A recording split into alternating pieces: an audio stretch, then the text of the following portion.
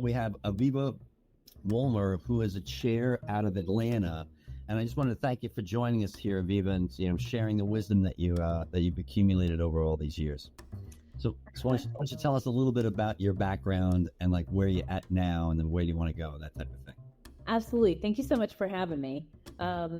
So my background, actually, before I became a Vistage chair, I was a Vistage member. I was CEO of a family business. And when I became a CEO, I knew I didn't know what I didn't know, so I better surround myself with people who might. And that's where I found Vistage and their CEO peer groups. So what I do now is I lead 2 peer groups of CEOs and 1 for key executives through Vistage. These groups are a chance for driven CEOs who are really open to growth and learning. They strive for it to better their businesses and take their businesses to the next level, come together in a group environment to share experiences, ideas, challenges they're having, and to learn from one another. So it's a really great group. It is a group that doesn't change every month. The same CEOs really get to know each other and each other's businesses and become an advisory board for one another. Yeah, I think one of the secret ingredients is like there's a bunch of magical things about Vistage as far as I'm concerned. I became a chair 16 years ago, then was a member and is now a speaker of 16 years. And so let me lend some statistics behind what you're talking about. There's a study I've been doing for the last 3 years, and the average revenue in Vistage is $65 million. The average valuation is just under $40 million. How much more could the company be worth if we fix what's wrong with it? Is $13.5 million. But here's the fascinating thing. Non-Vistage members are nowhere near that large. The body of knowledge around them is much larger because instead of having 3,000 or so case studies in Vistage, I have about 40,000 non-Vistage members, but they don't stack up all that well. And I think it comes down to that humility thing you were really talking about there. I think what happens is when you sign the documents to join Vistage, what you're really doing is you're making a silent declaration. 1, I don't know everything. And 2, I'm committing to a lifetime of learning. Now, as soon as you do those 2 things through the lens of humility, which bear in mind is in shorter and shorter supply these days because of social media, and I guess having a computer in your pocket gives you like a false sense of your own superiority. But within Vistage, it's a humility path. So, and it's almost like, 12-step programs like to say, get humble or get humbled. So, and I think that maybe the members understand how much risk they're actually taking and how important that is on some level to society. So what they need to do is be smarter about it. And partly being smarter is like, it's almost like the only way to, after a certain level of development, the only way to be a better tennis player is to play tennis with better tennis players. And that to me is what Vistage is from a business perspective. Yeah, so it's interesting that you say that because what I find is it's very hard as a leader to have a safe place to go, right? With your leadership team, it's hard to be vulnerable. If you're CEO, you really have no one in your company because even your executives, you have to have an ear about you with, even if you should be and are a vulnerable leader. So to have a place you can go where you can be open about what you know, you don't know, talk about your concerns, your fears. Most CEOs are really lonely at the top. Yeah. And they don't even realize that other business leaders have the same problems they have. The biggest aha moment that I get after almost everybody attends their first meeting is, I didn't realize I wasn't alone. Oh my gosh, all these other business leaders have similar things I'm dealing with and how great it is. And they're all from different industries and backgrounds, different times, lengths of CEOs. I mean, all kinds of different, so much diversity within the group. But to realize there's that commonality that they all kind of feel a little bit lonely at the top and that the problems and challenges are similar. It's just the different experiences and solutions that are different, which allows people, honestly, to stop reinventing the wheel and to shortcut a lot of processes. There's no reason to have to be, as a leader, the person to think of everything. Instead, to bring in ideas from speakers, from other members, you can really take your business to new heights quickly, which I think is what you're talking about in statistics. I really see these companies grow faster, be valued higher, because they're not trying to figure it out alone. Yeah, it's almost like what's the hey Mike, thanks for joining us. Okay, this is Aviva Wolmer. So we're just going around in background and kind of like what's some of the benefits of being in Vistage. Like, to me, there's a thing about how you have to have a place where you can drop your battle armor. So I was having a conversation with a person who's been a lifelong employee, high level, C-level executive of publicly traded companies. And we discussed about how it's basically a battle up environment. And it's a very lonely existence because you can be like knocked down from your pedestal at any moment for any reason, and not always honest reasons. So there's like kind of a built-in dishonesty to publicly traded companies where people cannot be authentic because it can be used against them. Wait, are you talking about publicly traded companies or government service that I'm in? I would imagine the same thing. All right, so the idea here is that when you have a space like a Vistage, it's a safe space because, Aviva, I don't know if you noticed this with yourself, but I never felt normal. Like even as a little kid, I always knew I was abnormal. And the first time I ever felt normal was my very first Vistage meeting. I looked around the room, I was like, oh, these guys are circus freaks just like me. So it was like, I've got a group of circus freaks now. You know what I mean? I do. It's funny. Yeah. Yeah, I think what's interesting is, just how unalone we are and how safe that space is. So everything in Vistage is highly confidential. And so people open up about everything. And they bring their whole self to the meeting. So it's not just business, right? We're not just talking about strategy. They're talking about things they're dealing with, even in their home life and their personal lives, right? Kids who are dealing with horrible diseases or mental health issues, right? They have nowhere in their teams that they feel comfortable typically talking about some of these other challenges. In addition to, oh my gosh, I'm leading this company. We're facing a major thing like COVID, and I have no clue what I'm doing. And can I tell my company members that I have absolutely no clue? This is a challenge I've never faced before. How do I show up? And part of, even what you learn in Vistage is how to be vulnerable in ways that are helpful to your leadership team. And when you take that back, because you can see how others have done it and how it wasn't scary or hard. So it's just a great way to test out things you're thinking about doing in your company. But it's all about diving deep. We touch on the surface level stuff, like how did you design this meeting? But really it is about what are the things that keep you up at night? What are the limiting beliefs that are holding you back? What's keeping your team stuck from really achieving your vision and your goals? And really diving deep to figure out what the bigger issues are that are keeping you from achieving what you really want to accomplish, which for the CEOs that I work with and the leaders I work with, it's big dreams. I don't work with people who like the status quo but love to grow and learn. I work with people who want to do something with their businesses. They want to take it to the next level. They want to disrupt their industries. They want to grow rapidly. They are looking at doing something big. And so they need encouragement, ideas, support, getting past the things they're stuck on to get there because it's big where they're going and what they're doing. Yeah, because I'm glad you said that because I think it also can be a trap in the peer advisory world to create like a seminar club or something like that where they're not pushing each other.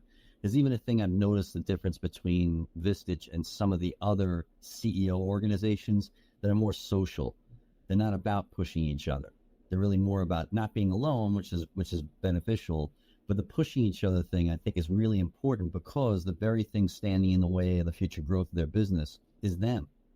So, and I would argue the best way to actually raise accountability is to hold the other people accountable to them improving their business, and then they repay the favor in spades. So like, take me out to the woodshed and slap me around out of love. You know what I mean? Well, and radical candor and challenge with compassion are two of the fundamental behaviors we practice in our group. It's all about bringing it. But, even within Vistage, it's very easy. And this is why I like Vistage more than a lot of the other peer group environments is because there is a chair like myself who facilitates it professionally to make sure we're going deep and that we're actually addressing the stuff. The one to call out in the meeting, hey, I know you checked in today and you said you don't have an issue, but you are completely not talking about this one thing that if we as a group really dove into would be a game changer for you. How come you didn't bring that up? So people can't hide if you have a good, strong group and a good, strong chair. But you also have to watch out for, even as a chair and a leader, letting it get too social, not being the one to ask the deep questions. That's why with my CEOs, I love to do one-on-one coaching because I learn things in that I don't see in the rooms. People might be putting airs on still in the room. Yeah. And I don't let it slide. I have a member who was really struggling with things and it wasn't coming out in the check-ins. And we'll challenge them right in front of the group. What are we not talking about? What about this piece we talked about in a one-to-one? And what are you not talking about? I like it. right? Like, what are we not addressing and bringing to the room? Because if we're not bringing our full self and things we're really dealing with, you can still put on airs and then you don't really make a difference. So, but here's a question. How do you go about making sure, because you just mentioned, and I apologize that sometimes you speak and I'm looking down, it's because I'm writing. You mentioned you need to have a strong group. How do you go about getting that strong group in a Vistage group? Are you actively recruit, or is it more of there was a network of these folks already because there's certain criteria you have to meet to be in it already? I actively recruit and I have criteria. So it is an interview process to get in a group. It's not just, hey, I want to be in a Vistage group. Does one have an opening? I'm very careful about who I let in. So different chairs and different groups have different dynamics, and the chairs have different filtering criteria. For me, I look for a very specific psychographic profile, which is the driven leaders I was talking about before who want to do something. So I'm not looking for a leader who, wants incremental growth. I want someone who really is trying to make a difference in their business, become a different leader for their teams, do something big with the companies.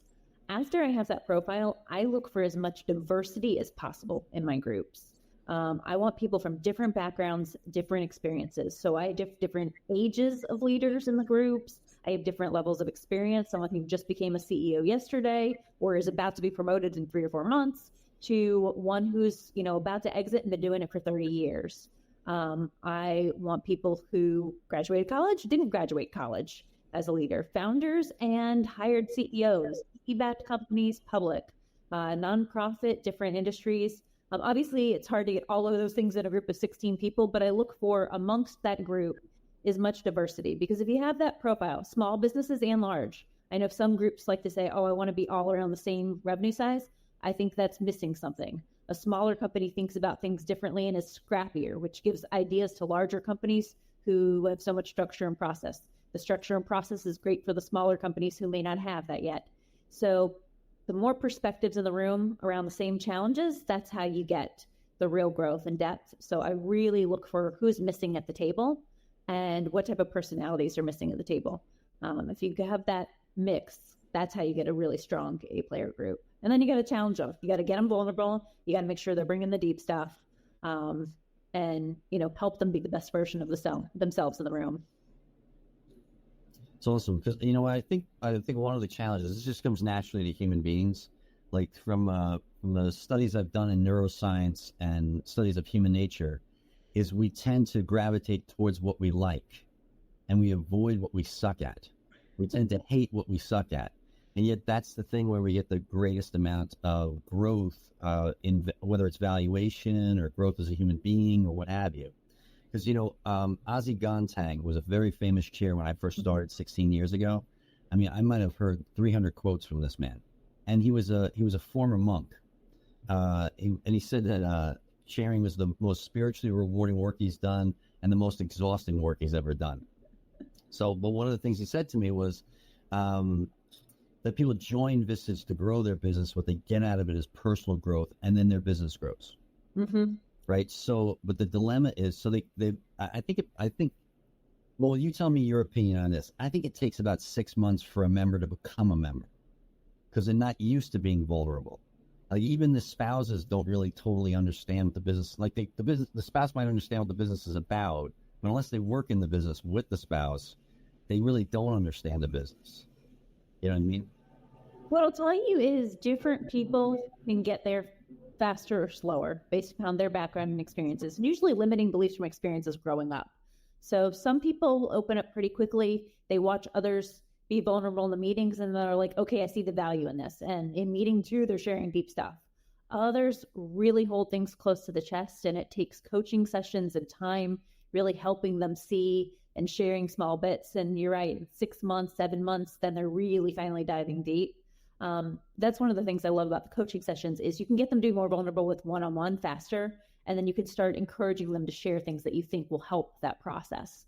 But yeah, it really is dependent on the individual, their personality type, and their background. Some people grew up at the table sharing everything. They talk about it all, and others, the dinner table, they're told, you don't discuss anything that is possibly controversial. We sit here and eat nice and prim and proper and talk about only the good things from our day, right? So depending which environment you grew up in, you are more likely to be willing to be vulnerable faster versus have to put on the perception that everything's perfect. And so it takes time to figure out who those individuals are and how to get them to, like I said, open up and be the best version of themselves that's going to get the most out of it. Maybe this was just because it wasn't really my personality, because when I did my chair training, the one man in particular, he said, you were the most transparent person in the room, and I didn't even know what he was talking about. So it was like, so I guess that kind of flows out of me naturally. But the ones who I struggled with, especially coaching, were the ones that their battle armor was hermetically sealed to their face. Like there was no difference in their mind between what they're presenting to the world and what they really are, when there really is a difference. So they kind of don't know who they are. Those were the ones who it was always more difficult for me to kind of get them out there. I don't know if maybe you, with your experience in the family office and all that stuff, maybe you have a different experience with that than I do. Maybe different techniques. To be honest, some people's echo in a way. Some people's egos get in the way of them being able to be in a group. I have accidentally let people in, right? My interview process is pretty stringent, but that doesn't mean that, there might be someone I think that their ego and their armor is able to be, chipped away at. And sometimes that's just not possible. And so I have had to let members go from groups who frankly weren't ever going to open up. They are just too close to the chest. And others, it just takes some self-awareness and helping them see the things they may not be seeing. So again, it's really dependent on the individual. But yeah, some people, honestly, they're not meant to be in a group environment. They don't have the armor down, which is why we interview and we're so particular. Because if you can't match the behaviors of a high-performing group, you'll bring the group down, just frankly. So one of the things, David Friedman, he's an incredible speaker on culture in general and high-performing cultures. And I've adopted his concept of fundamental behaviors within my groups.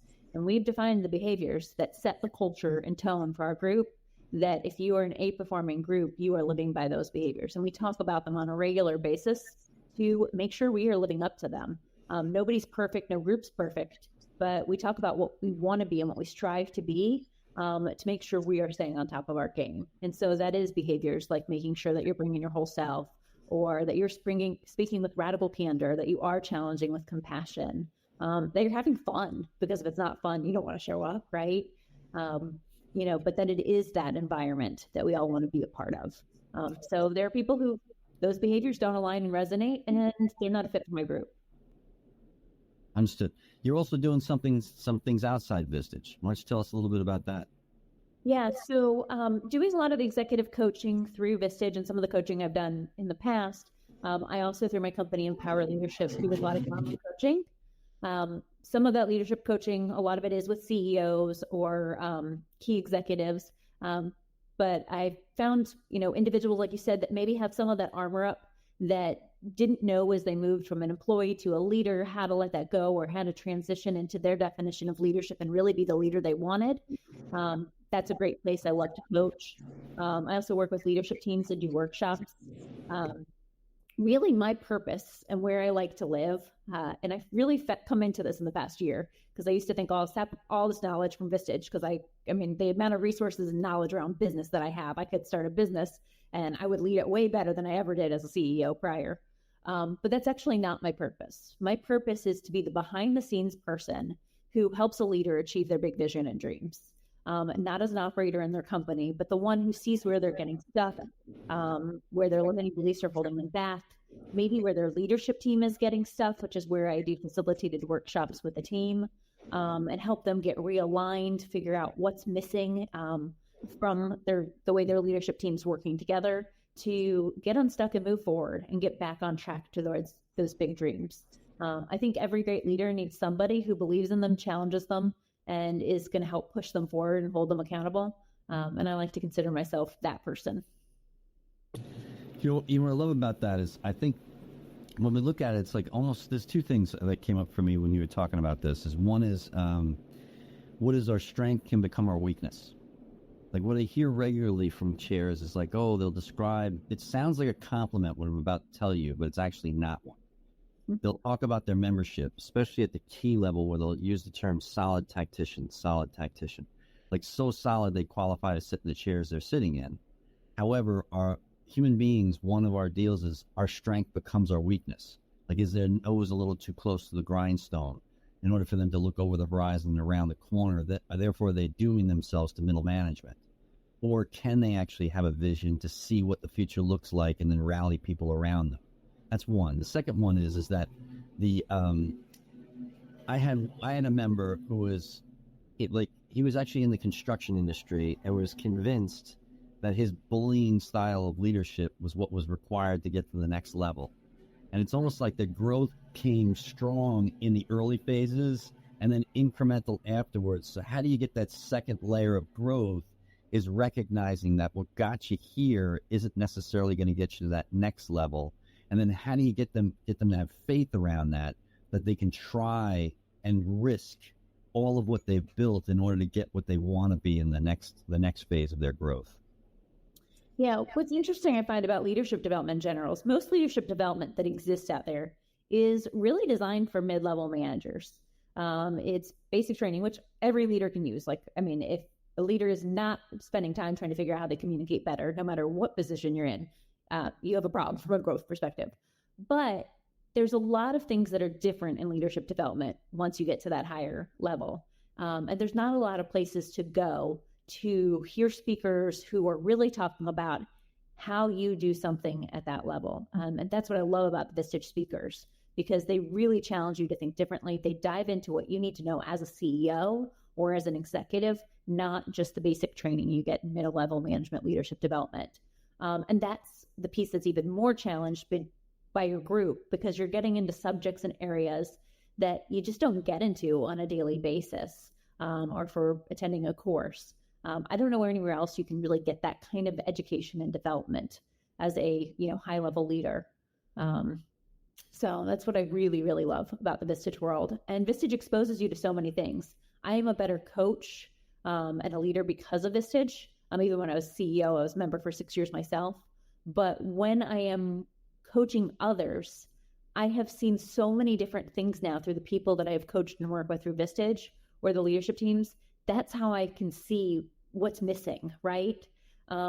Because I've seen what worked for somebody else or what didn't work for somebody else. And it helps me have the better questions to ask my members to make them better.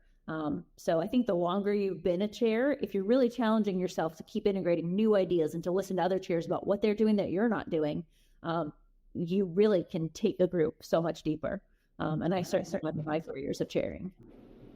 Well, it's one of my experiences has been that chairing is like a wonderful filter for human beings. Like I know over 600 chairs now, and I met maybe 5 assholes in my entire speaking career.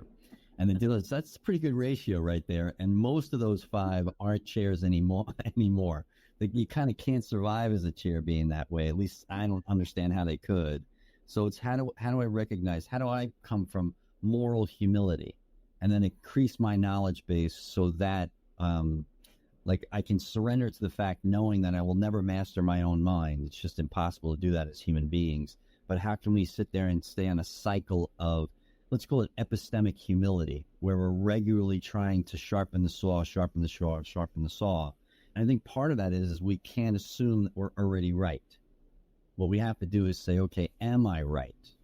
Question my answers as opposed to, and then kind of lead by example, because I am seeing it even in Vistage that people are getting, let's say there's a hardening to the hard left and the hard right. There's an illiberalizing of the two, where what I want to do is see if we can get people back towards the center. So this way they're not so morally certain about their position. When the stronger their political opinion, its likelihood is the more incorrect they are about the position. Because frankly, truth is hard to attain. It's complicated and it's boring. So it's very difficult to find in the world. So we have to strive for it, not assume we already have it, if you get my meaning. Absolutely. One of my favorite things about being a chair and why I love it so much is that well, I am getting to add value in helping my members, right? Be it through coaching or other things. I'm learning constantly, right? I was in the steel industry most of my life.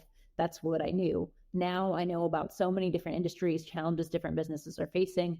And then when you get into the issues of really understanding, like you said, about kind of that moral of humility, I'm hearing so many perspectives that it's constantly shaping and reshaping my view of the world, what needs to be done, how to help it. I got into a great conversation in a one-to-one yesterday about how we need to be courageous to make the change we wish to see in the world.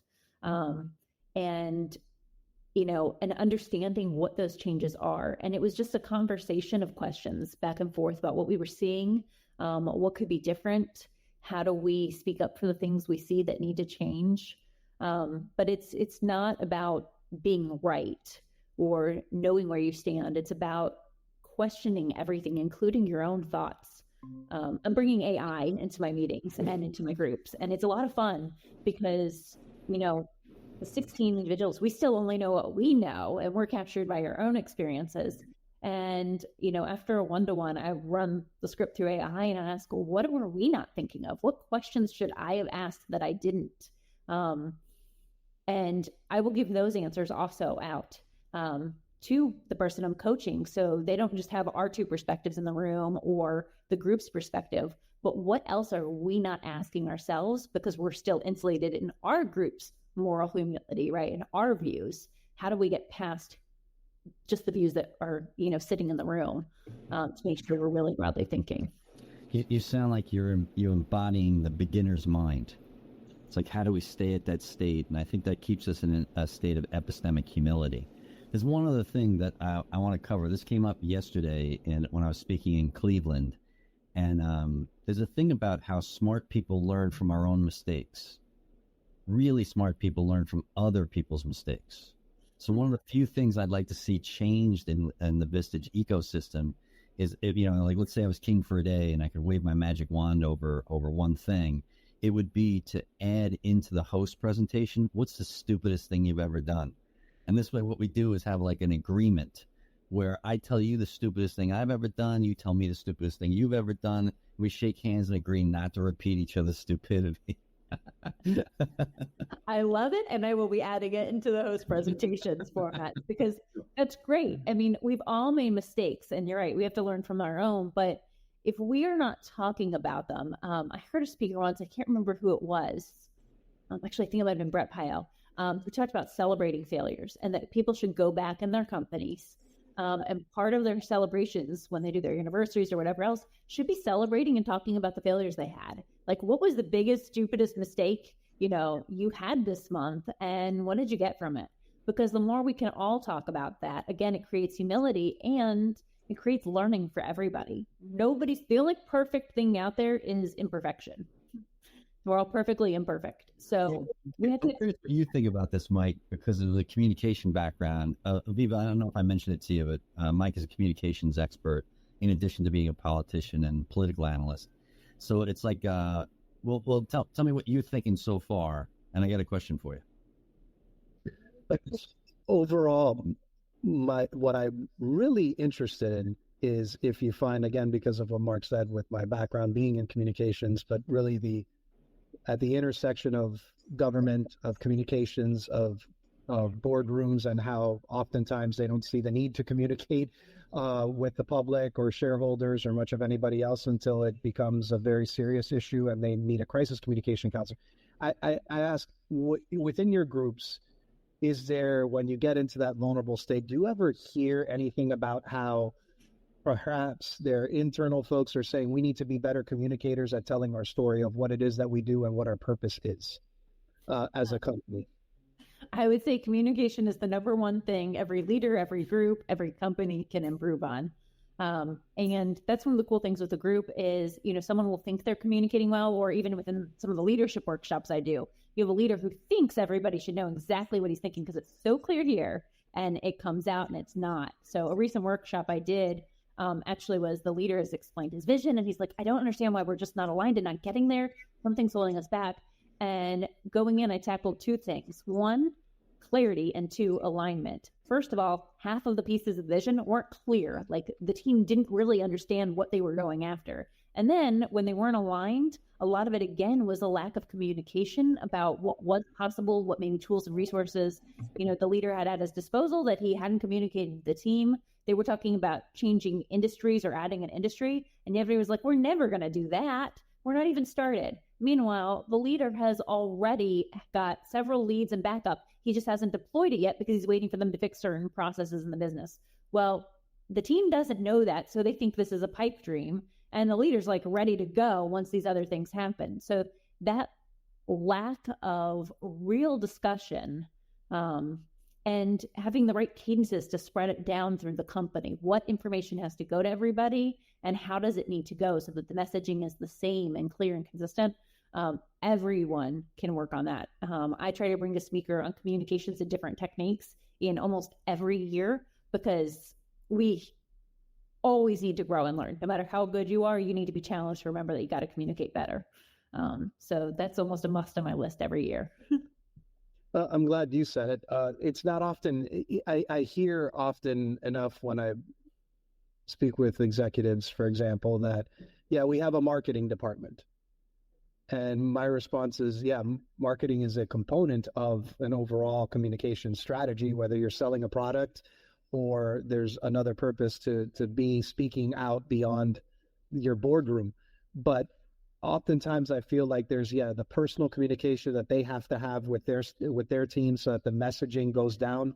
And there's also the purpose. Why are you communicating? Is it, we are a company that has a strong corporate social responsibility. We are a company that is changing our communities for the better. Yes, everyone, obviously, this is capitalism. We're trying to earn a living. But what else is there? Because I feel like there's a shift in the way folks are buying products, what businesses they're frequenting. And this isn't just in South Florida where I am. I feel like there are folks that want to really like and enjoy and feel part of the mission of whichever company they're buying a product or service from. I think you could better communicate as within a boardroom, yes, internally, but outward facing about who you are and why it's important and why you should buy my product, etc. Yeah, and that's important too. And that's actually another workshop I've done with the leadership team is we've gotten around and helped them really define and talk about what their purpose is. Because all they talk about is what their goal is, how much they want to sell, how much profit they need to make. Not what's the real difference that being a part of that company does and changes in the world. What's the real impact? Every company, no matter what you're doing, there's some impact you're making somewhere in the world. And being able to spend the time to discuss it and define it and really get there creates purpose and motivation for everybody to really support that vision. But you've got to define it and talk about it. Yeah, I just think that most of the time, yes, it is that what you're saying. They talk about goals, but they also do everything that they possibly can to make themselves very general, very broad. And if there's one thing that, broad reaching, but if there's one thing I've known in whether working political campaigns or advising elected officials, and now as one myself, is you can't be good at everything, right? You got to communicate at what you are good at and get a specialty of some kind, whether you're on a city commission or you're in the United States Congress. What is your area of focus? And if you're a company, what's your area of focus? What are you going to do? What product are you selling? But why is it important to buy from someone like you? Why is it important as a leader for you to continue to be CEO? Oftentimes these folks may have competition, internal competition or external competition for their positions. What is it about them and their vision that should keep them where they are? Go ahead. Yeah. The best leadership trait, I think, of any CEO is someone who understands their strength and understands what's missing from the table and surrounds themselves with people who have it. That old adage, right? Surround yourself with people smarter than you. It's not so much smarter. It's what's missing from the table. So if you were a financially minded CEO, maybe you were a CFO or you came back from that, then you've got the numbers, but you probably don't have the creative side. So you've got to make sure that somebody is counterbalancing you.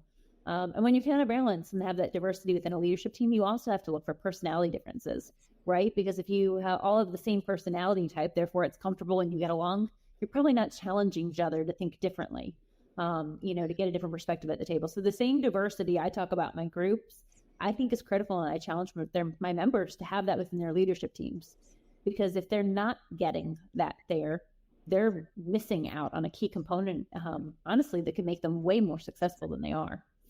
Yeah, I think there's even something in there, like I call it a 4 quadrants exercise. So what I'll do is I'll have a CEO or a C-level go through every single thing they do for an entire week and drop those titles down into a quadrant of like, love, dislike, and hate. And then what happens is we use the hate category as a delegation tool, not realizing that there are people on planet Earth that their mission in life is to do what you absolutely hate to do. So what it is, then you're surrounding yourself, because I used to make this mistake all the time in hiring. The person sounded like me. I liked them because they were like me. And then I hired them to do something that I don't like to do, and they don't like to do it either. So now I find myself asking them to do me a favor and do what I actually hired them to do. So it's kind of like running in the mud.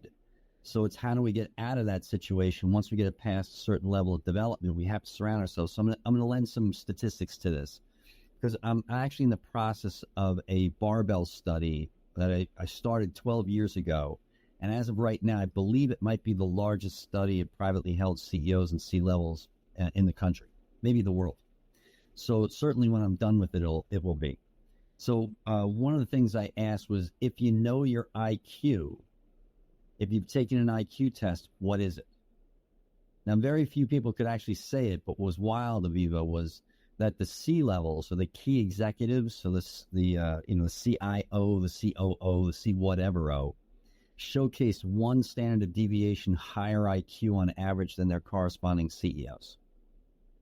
Now, when I bring that up to the key executives, they get all like puffy chest and like, see how smart I am, like that. Like, well, that tells me two things. One is the CEOs are listening to the chairs, hiring smarter people than themselves.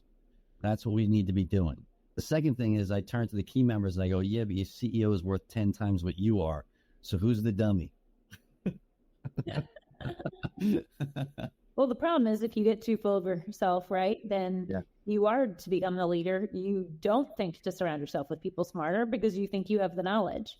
So it's really critical that you know what you have and you know what you don't, which is why I joined Vistage Group in the first place, right? I knew I didn't know what I didn't know. Well, that's the start of the humility path. That's actually epistemic humility, just in you signing the document to join.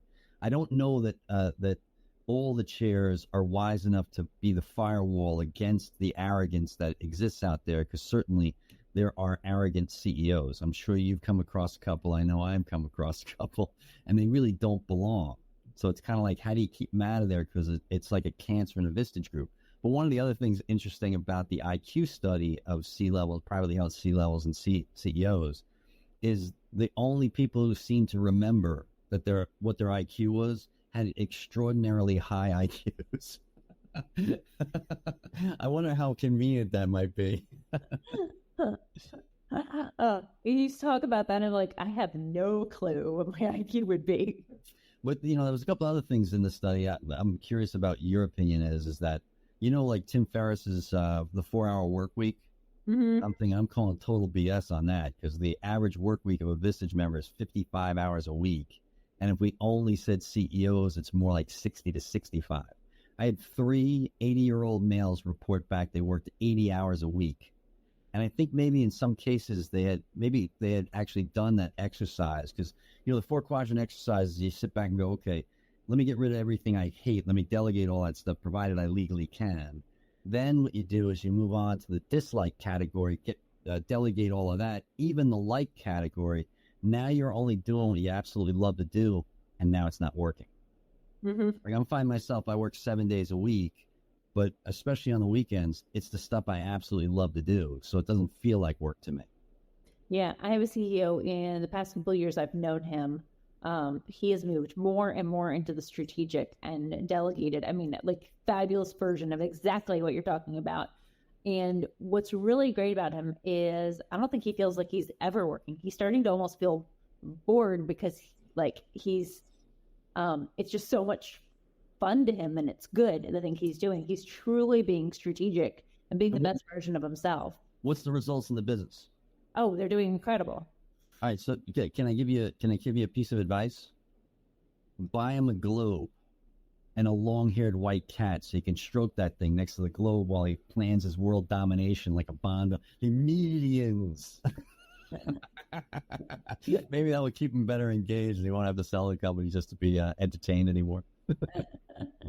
But it's amazing to me because, I mean, I watch the businesses who thrive and the businesses who struggle. And for the most part, I mean, there's some things about market forces, industry dynamics. Yeah. It has nothing to do with the leader. A bad decision here, a bad decision there. But the really great leaders who are doing what you're talking about, really focusing on the things they love, where they're strong, really focusing on communication, enhancing their team members, developing them, coaching them. Those are the companies that are just really thriving.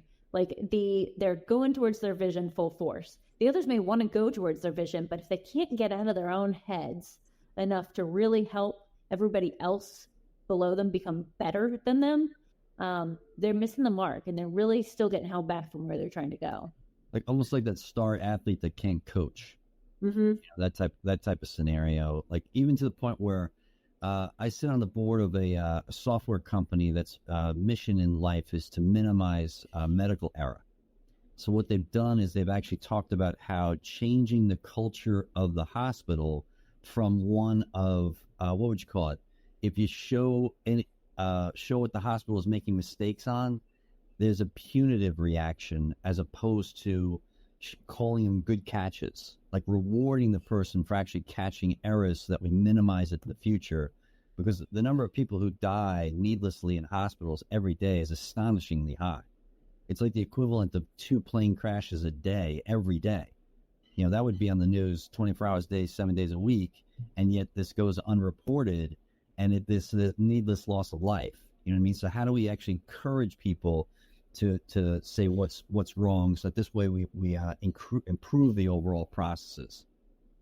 Yeah. Well, I mean, if you think about it, most people are moved into leadership roles for the wrong reasons. Yeah. They're moved up because they were a really high performer and individual contributor, which is the exact wrong way. And, you know, at the end of the day, honestly leads to a lot of poor performance.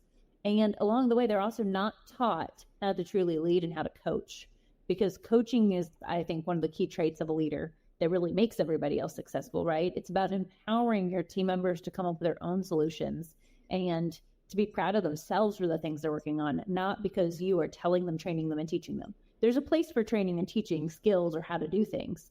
But if you're not also combining that with coaching and getting people to figure out how to be the best versions of themselves and to develop themselves, then you're really missing the mark. And I think that's where, you know, even in that medical study, right? Like if you're not paying attention and celebrating the things you're working on and helping your team members really learn it in their own ways and make mistakes and fail, you know, you're really just trying to tell them to clone them to be you. Do it my way and hope that it all works out. And you also miss the growth from it, right? Because if they don't do it your way and they learn something you never learned, well, then you're better for it. Yeah. I think some of that is required, the courage of it. So this way you're not worried about them replacing you. You know, that goes back to the politics inside publicly traded companies, maybe the politics inside politics, Mike, to your earlier point. So are there any techniques that you can share with us that you use to coach the CEOs to be better that way? So a lot of it is me challenging them. A lot of times I ask them about things that they know about their team members or what they think their team members would say. And often I get, I never really thought about that. I've never asked them that before. And this, by just creating the awareness that they don't know things they probably should know, gets them to go back and start asking more questions and shifts just by pointing that out. I also do tell people, I give them, if I see that they are someone who really struggles with that, I tell them to schedule an hour a week where all they can do is ask questions. Someone walks in their office and they can't answer a thing. They just have to ask questions for the entire hour. To start training them to default to asking questions in return instead of just always parroting out the answers. They don't have to tell anyone they're doing it. They just have to do it just to challenge themselves to do more of a coaching. You know, I've got a philosophy that in the United States, if you're born in the United States, you have no problems. Like, you get cancer, it'll cut you a little slack, So, like, if you make a bold statement like that, you got to back it up. If we were all born in Somalia, we'd have problems. So in the United States, it's how do we change the context of the words that we're using? So we tend to use the word problem too much when it's really like rich people problems. So, or what I would call challenges.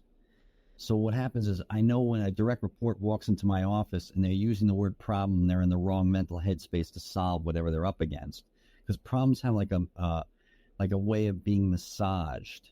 There's like, we're in the impossible side of our brain, where if we're using the word challenge, we're like 85% of the way to the solution, and now they just need encouragement. So it's like, how do you encourage them to not need you anymore? So not like worry about what you have to think or what you're thinking on this. They already know, they're increasing in their confidence. They're making excellent decisions.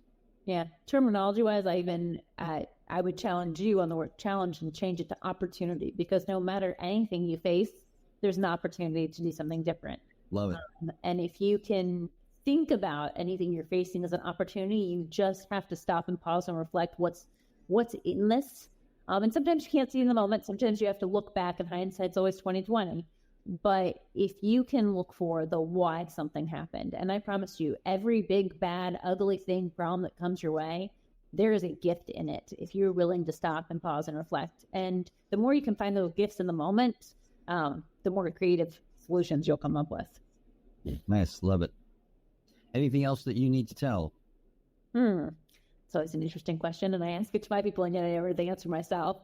Well, the biggest thing I would say is every leader, I feel like, needs somebody to challenge them, and they need the right person. I'm not the right person for everybody, but if you are a leader and you don't have a coach, you don't have a group, you don't have someone in your life that you are going to and talking about and being vulnerable with, you're really missing out on the growth that you could achieve for yourself.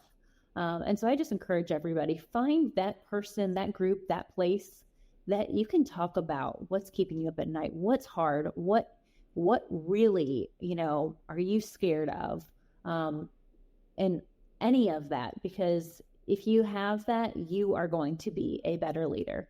And I would say very few people actually really have that safe space. So create it for yourself, whatever that can be, however you can do it. One question that I'm not going to hold you to it as if it's exactly 100% correct, but how many executives would you say out there, out of publicly traded companies in the United States, let's narrow it down, that actually have executive coaches? Oh, I would honestly have no clue, but I can tell you probably too few, right? A very few. But the companies that you see, generally speaking, that are really successful do. They don't necessarily tell you they do because their egos are necessarily willing to let the world know they do, but they do. There's a couple of points, if I could jump in here for a second. So let me lend some statistical credibility to what you're saying. 87.7% of my respondents and my CEOs report trouble sleeping at night. I think on some level they know how much risk they're taking, and that they've concentrated their assets into one investment. 90% of their net worth is in one investment, which increases the overall risk of it. So the second thing is that if you aren't willing to reach out for advisory work, whether it's coaching or bringing in some specialist in order to make the company better, family offices aren't interested in investing in your company. Not that all the companies that we deal with are looking for that sort of thing. Some of them are actually looking to make it multi-generational, but it speaks loudly to what do we need to be open to in order to look like we're one of the best companies out there. How do we do that? One of it is outside counsel, because every team has a blind spot. It's just the way it is. Yeah. And so, I mean, like I said, that is the one thing that if I had to give a bit of negative piece of advice is find somebody who helps you see your blind spots, who is going to challenge you and make well said. Well, I think that's a great place for us to wrap this up. Hopefully you can join us at a future date, Abibo. Really appreciate all the wisdom you share with our audience today. Thank you so much. Thank you so much for having me, Mark and Mike. I really appreciate it.